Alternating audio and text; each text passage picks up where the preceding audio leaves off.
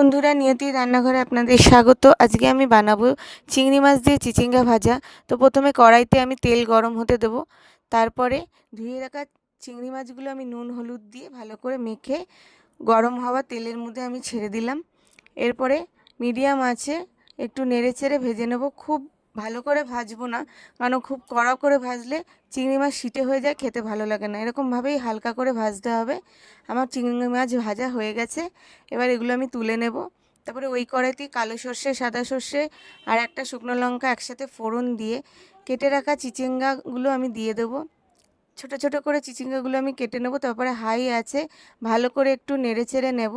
তারপরে মিডিয়াম আছে কিছুক্ষণ নেড়ে নিয়ে ঢেকে দেব, কারণ চিচিঙ্গা থেকে অনেক জল বেরোয়, চিচিঙ্গা ঝিঙে থেকে অনেক জল বেরোয়। তো ততক্ষণ মজতে থাকুক। মজার জন্য আমি চিচিঙ্গাগুলোকে ঢেকে দিয়েছি।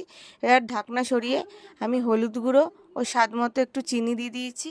আগে থেকে আমি পেঁয়াজ কুচি আর নুন দিয়ে নিয়েছিলাম, সেটা আমার দেখানো হয়নি। আর একটা লঙ্কা চেরা দিয়েছিলাম, একটা কি দুটো মতো। তারপরে ভালো করে নেড়ে চেড়ে আর একটু ঢেকে দেব। ঢাকনা দিয়ে মিডিয়াম আঁচে আমি মজতে দেব। তারপরে চিংড়ি মাছগুলো দিয়ে আমি ভালো করে নেড়ে চেড়ে নেব, একটু হাই আঁচেই নেড়ে নেব। তারপর ঢেকে দেব। ঢাকনা সরিয়েই দেখুন আমার চিচিঙ্গাগুলো তৈরি হয়ে গেছে।